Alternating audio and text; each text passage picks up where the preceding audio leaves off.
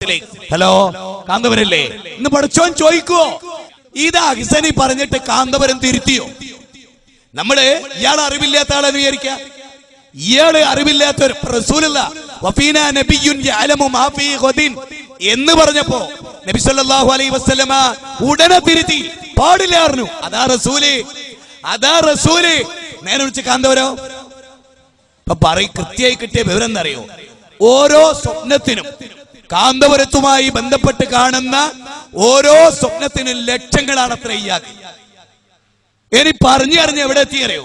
മോനെ ഉണ്ടല്ലേ, പാമ്പ് കടിച്ചിട്ട് മനുഷ്യര് മരിക്കലുണ്ട്, ഉസ്താദ് കടിച്ചിട്ട് പാമ്പ് മരിക്കുക. അതും കേട്ടോളൂ നിങ്ങള്. അതും ഇയാൾ തന്നെയാ പറയുന്നത്. ഈ വലിയ ഉസ്താദിനെ പറ്റി ഈ ഉസ്താദാ പറയുന്നത്. അത് കേട്ടോളൂ നിങ്ങള്. അതാണ് ദർസ് നടത്തുമ്പോൾ ബാത്റൂം കക്കൂസിന്റെ സൗകര്യങ്ങളില്ലാത്ത കാലത്ത് ഒഴിഞ്ഞ കുറ്റിപ്പൊന്തകളിലേക്ക് നീങ്ങിയിരുന്ന കാലത്ത് രാത്രിയിൽ ഉസ്താദ് കക്കൂസിൽ പോയി വരുമ്പോൾ ഉസ്താദിനൊരു മൂർഖൻ പാമ്പ് കടിക്കുകയാണ്. ഉടനെ തന്നെ മരിക്കുന്ന വിഷമുള്ള ഈ പാമ്പ് കടിച്ച ഉടനെ ഉസ്താദ് മനാരം പിടിച്ചുകൊണ്ട് വരികയാണ്.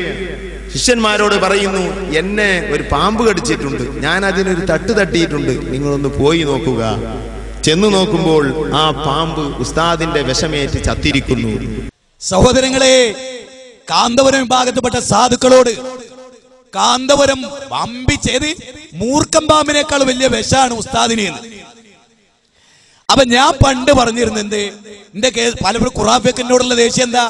ഒരു മൊയിലിയാരെ കണ്ടാലും ഒരു പാമ്പിനെ കണ്ടാലും നമ്മൾ ആരെ കാണുമ്പോ ഓടണ്ടെന്ന് ചോദിച്ചു. പണ്ട് എന്റെ പേരിൽ എല്ലാരും ചോദിച്ചു, അങ്ങനെയൊക്കെ ചോദിക്കാവോ മൗലവി? ഇപ്പൊ എനിക്ക് ബോധ്യപ്പെട്ട് ഏത് ഒരു മൊയിലിയാരെ കണ്ടാലാണോ ഓടേണ്ടത്, പാമ്പിനെ കണ്ടാലാണോ? ഞാൻ പറഞ്ഞു മൊയിലിയാരെ കണ്ടാ ഓടണോ. അത് ക്ലിയറായി. കാരണം അഹ്സനി പറയാണ് കാന്തപുരത്തിനെ കണ്ട ഓടിക്കോളി, തട്ടിയ വിഷയേൽക്കും, മരിച്ചും പോകും. പാമ്പിനും മൂർഖൻ പാമ്പിനും വിഷമുണ്ട്. ഇത് ഞാൻ പറഞ്ഞല്ല, ക്ലിപ്പിങ്ങാ. എവിടെയാ എത്തിയത്? കാന്തപുരത്തിന് വിഷമായിട്ട് മൂർഖൻ പാമ്പ് മരിച്ചിരുന്നു. എന്റെ പൊന്നു ഞങ്ങൾ ഇത് ഉസ്താദിന് നന്മയാണോ ഉസ്താദിനെ പറ്റിയുള്ള തോന്നിയാസം? എന്റെ പ്രിയപ്പെട്ട ഉസ്താദുമാര് പടച്ചോനോർത്തിട്ട് മരിക്കണല്ലോ എന്നോർത്തിട്ട് ബാക്കിയൊക്കെ വിട്ടുകളി, ബാക്കിയൊക്കെ വിട്ട് നിങ്ങളെ കണ്ടോ. ഞങ്ങളാരും പ്രസ്ഥാനം തന്നെ കെട്ടിപ്പിടിക്കാറില്ല. കാരണം പ്രസ്ഥാനം ഹക്കായ ദീന പ്രചരിപ്പിക്കാനാ. അതില്ലെങ്കിൽ അതിനാട് ഒഴിവാക്കുക. ഇതുപോലെ ഒരു കാറ് യാത്ര ചെയ്യാനാ, 4 ടയറും പഞ്ചറാണെങ്കിൽ കാറോ എന്ന് പറയുമ്പോ കെട്ടിപ്പിടിച്ചാല് അത് എത്തേണ്ട അടുത്ത് എത്തുവോ? കാറ് നല്ല ടയറും അതിൽ പെട്രോളും അതിന്റെ യന്ത്രമൊക്കെ ക്ലിയർ ആയതുകൊണ്ട് അത് കൊണ്ടെടുക്കൂ. സംഘടന പഞ്ചറായാലോ ആരോണ്ടോ സംഘടന കെട്ടിപ്പിടിച്ചിക്കല്. കാരണം നമ്മുടെ ലക്ഷ്യം എന്താ? നമ്മുടെ ലക്ഷ്യം സ്വർഗത്തിലെത്തല, സംഘടന കെട്ടിപ്പിടിക്കലല്ല.